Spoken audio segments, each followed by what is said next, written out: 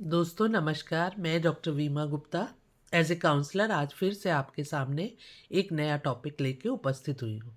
तो दोस्तों, जब से मैं वीडियो बना रही हूँ काउंसलिंग पे, एज ए काउंसलर वीडियो बना रही हूँ, मेरे कंटेंट के जो फॉलोअर्स हैं या जो मेरे फ्रेंड्स हैं या जो मेरे वीडियोस को देखते हैं, कमेंट सेक्शन में कमेंट करते हैं, उनके साथ एक बहुत गहरा संशय दोनों बातों में बना हुआ है, जो कि क्लिनिकल साइकोलॉजी और काउंसलिंग साइकोलॉजी के बीच है। एक बहुत ही छोटा सा, एक बहुत पतली सी लकीर है दोनों के बीच में, जो कि दोनों को डिफरेंशिएट करती है दोस्तों। तो आज हम जानेंगे कि आखिर क्लिनिकल साइकोलॉजी क्या है और काउंसलिंग साइकोलॉजी क्या है। दोस्तों, हम मन में सोचते हैं कि एक काउंसलर के पास जाते हैं तो अपने मन की समस्याओं को लेके जाते हैं, तो हमें कोई मानसिक रूप से बीमार ना समझ ले, इसके लिए हम काउंसलर पे जाने से कतराते हैं। तो दोस्तों, सबसे पहले हमें समझना होगा कि काउंसलिंग साइकोलॉजी और क्लिनिकल साइकोलॉजी में अंतर क्या है। तो दोस्तों, हम जो रोज़मर्रा के जीवन में एक नॉर्मल समस्याओं को फेस करते हैं, उलझे रहते हैं, हम उस समस्या का एक साइड देख रहे होते हैं, एक तरीके से देख रहे होते हैं। तो जब हम काउंसलर के पास जाते हैं तो वो अपने गाइडेंस के द्वारा हमारी समस्याओं का कई रूपों में हमारे सामने निदान प्रस्तुत करता है, जो हमारे द्वारा ही हम स्वयं उस निदान तक पहुंच पाते हैं। फ़र्क क्या होता है कि वो एक प्लेटफॉर्म देता है जिसमें कई तरह के निदान हमें दिखाई देने लगते हैं और हम अपनी समस्या के हल तक पहुंच पाते हैं। आम समस्या, जीवन की आम समस्याओं से संबंधित हमें काउंसलिंग या परामर्शदाता के द्वारा प्राप्त होती है। अब बात आती है क्लिनिकल साइकोलॉजी की। तो दोस्तों, ये क्लिनिकल साइकोलॉजी क्या है? ये चिकित्सा है एक। दोस्तों, ये चिकित्सा है, ये परामर्श नहीं है, बल्कि इन इन जब हम साइकेट्रिस्ट पे जाते हैं या कहना चाहिए हम काउंसलिंग सॉरी क्लिनिकल साइकोलॉजिस्ट पे जाते हैं, तो वो मानसिक रोगों को या गंभीर मानसिक विकारों को के उपचार और निदान के लिए इस फील्ड को बनाया गया है। तो दोनों में क्या अर्थ है? गंभीर रोगों, मन से मानसिक या दिमाग से जुड़ी हुई जब गंभीर विकार आ जाते हैं या मानसिक रोग होते हैं, तब हम जो है क्लिनिकल साइकोलॉजिस्ट पे जाते हैं दोस्तों। अब समस्याओं का प्रकार कैसे हम अंतर कर सकते हैं दोस्तों? जो काउंसलर है वो stress, exam phobia, career counselling, marriage से रिलेटेड प्रॉब्लम्स, अपने जो सेल्फ कॉन्फिडेंस है उसमें कमी, या पेरेंटिंग, लालन पालन कैसे करें बच्चों का, या या डिप्रेशन में चला गया है, बहुत ज़्यादा सोचता है, चिंतित रहता है, इस तरह की आम समस्याओं को लेके जो है कौन हमें परामर्श देता है? काउंसलर साइकोलॉजिस्ट, जो काउंसलिंग से रिलेटेड काम कर रहा है। और जो क्लिनिकल साइकोलॉजिस्ट है वो किससे सीवियर डिप्रेशन में काम करेगा दोस्तों। सिज्रोफीनिया, बाइपोलर डिसऑर्डर, ओसीडी या सीवियर एंजाइटी, पर्सनालिटी डिसऑर्डर्स होते हैं जो, इनसे रिलेटेड, मतलब सीवियर जब हमारे बिहेवियरल प्रॉब्लम्स आ जाते हैं, तब जो है हम जो है क्लिनिकल साइकोलॉजिस्ट को कंसर्न करते हैं। अब समस्या की गंभीरता पे बात करते हैं हम दोस्तों। हल्की या मध्यम रूप की जब समस्या होती है हमारे मन की समस्याओं से रिलेटेड, जीवन की आम समस्याओं से रिलेटेड, तो हम किसके पास जाते हैं? काउंसलर के पास जाते हैं। लेकिन जब समस्या गंभीर हो जाती है और लंबे समय तक चलती रहती है, उसका निदान हमें नहीं मिल पाता है, तो हम क्लिनिकल साइकोलॉजिस्ट के पास जाते हैं दोस्तों।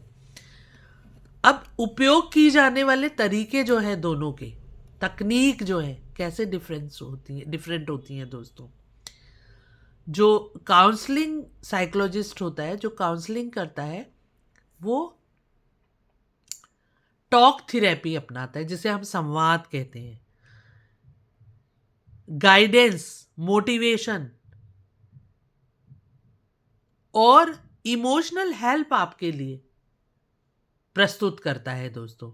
जब भी हम कभी किसी समस्याओं में, आम जीवन की समस्याओं में उलझे रहते हैं और हम काउंसलर से कांटेक्ट करते हैं दोस्तों, तो हमें उन समस्याओं का हल आसानी से मिल जाता है और हम उन अपनी मन की समस्याओं या जीवन की समस्याओं से निदान पाने में स्वयं ही अपनी मदद करते हैं दोस्तों।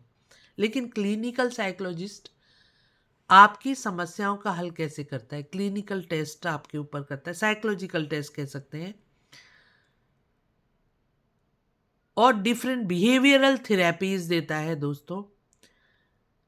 और क्या कह सकते हैं कि साइकोथेरेपी, साइकोलॉजिकल थेरेपीज देता है, मेडिसिन्स देता है। सबसे बड़ा अंतर है कि मेडिसिन्स देने का एक काउंसलर को अधिकार नहीं होता है दोस्तों।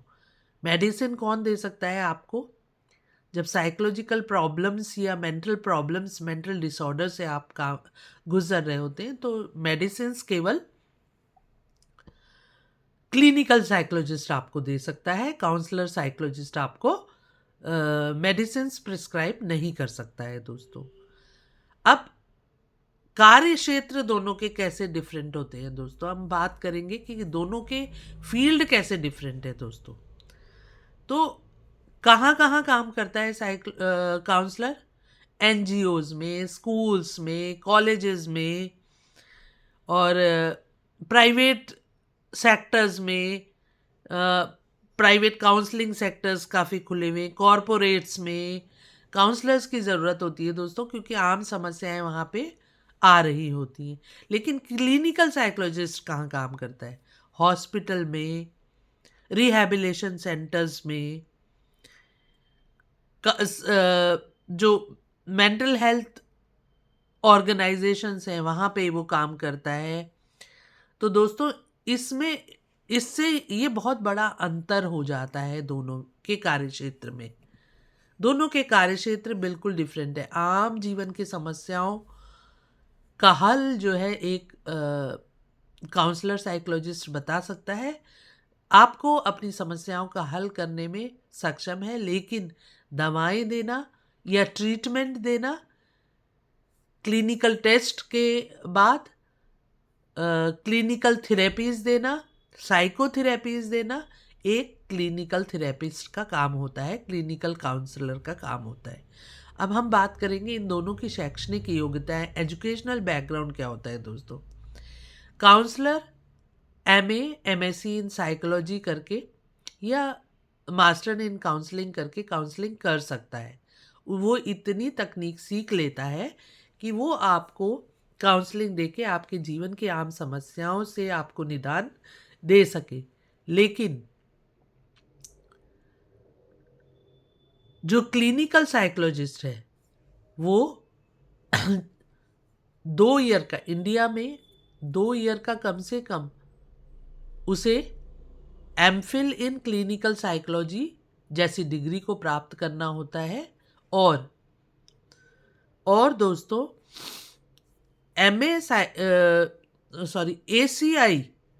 एसीआई रजिस्ट्रेशन भी उसका जरूर उसके पास, सॉरी, आरसीआई, आरसीआई की बात मैं आपको अलग वीडियो में अपने बताऊंगी आपको। आरसीआई का रजिस्ट्रेशन एक क्लिनिकल साइकोलॉजिस्ट के पास ज़रूर होना चाहिए। ये आरसीआई रजिस्ट्रेशन नहीं है अगर क्लिनिकल साइकोलॉजिस्ट के पास, तो वो आपको थेरेपीज, आपकी बड़ी गंभीर मानसिक बीमारियों की थेरेपी भी नहीं दे सकता है, और कोई काउंसलर आपको मेडिसिन नहीं दे सकता है दोस्तों। मेडिसिन देने का काम एक काउंसलर नहीं करता है, क्योंकि वो आम समस्याओं पे काम कर रहा होता है, मेंटल ट्रॉमास या गंभीर बीमारियों पे। आपकी जो एक काउंसलर है वो केवल आपकी आम समस्याओं पर, आपके प्रीवियस ट्रॉमा को हील करने पर, आपकी मदद, आपके लिए एक गाइड की तरह खड़ा रहता है। लेकिन जब सीवियर प्रॉब्लम्स होती है, सीवियर मेंटल प्रॉब्लम्स होती हैं, तब हमें क्लिनिकल साइकोलॉजिस्ट से ही कंसल्ट करना पड़ता है दोस्तों। तो दोनों के उद्देश्यों में, दोनों के कार्य के उद्देश्यों में भी बहुत बड़ा अंतर होता है दोस्तों। जीवन कौशल की समस्याएं, आत्मविश्वास की समस्याएं, जीवन में संतुलन, आपसी संतुलन बैठाने की समस्याएं, पालन पोषण की समस्याएं जैसी समस्याओं पर काम कौन करता है? Counsellor, psychologist. लेकिन मानसिक रोगों का निदान या उपचार कौन करता है? एक क्लिनिकल साइकोलॉजिस्ट। दोस्तों दोनों के कार्यों में एक बहुत बड़ा अंतर होता है दोस्तों। अगर हम वाकई ही मानसिक किसी बीमारियों से उलझ रहे हैं, परेशान है, तो हमें क्लिनिकल साइकोलॉजिस्ट पे जाना से पीछे नहीं हटना चाहिए। लेकिन हम जीवन की आम समस्याओं से जूझ रहे होते हैं, उन्हें नहीं संभाल पा रहे होते हैं दोस्तों, तो एक काउंसलर से दिशा पाने से नहीं पीछे हटना चाहिए दोस्तों। एक काउंसलर आपकी जीवन की आम समस्याओं, आपके सेल्फ कॉन्फिडेंस या छोटे छोटे जो संतुलन बनाने के लिए जीवन में हम संतुलन नहीं बना पा रहे होते हैं, आत्मविश्वास में कमी पा रहे होते हैं, तो इसके लिए जब हम एक काउंसलर से कंसल्ट करते हैं तो हमें अपनी जीवन की समस्याओं का हल अपने ही जीवन से मिल जाता है। केवल हम उस प्लेटफॉर्म को ढूंढ नहीं पा रहे होते हैं, तो एक काउंसलर उस प्लेटफॉर्म को हमारे सामने हर दिशा से प्रस्तुत करता है, जिससे कि हम एक अपने उस सॉल्यूशन को चयन कर पाते हैं उस संतुलन को बनाने में दोस्तों। तो मेरे ख्याल से आज आपको क्लिनिकल साइकोलॉजिस्ट और काउंसलिंग साइकोलॉजिस्ट दोनों में अंतर समझ आया होगा दोस्तों। तो प्लीज़, अगर आपको जीवन के आम समस्याओं से जूझ रहे हैं और उसको कैसे हल करें ये नहीं समझ पा रहे हैं, तो एक काउंसलर से कांटेक्ट करने से पीछे नहीं हटेंगे।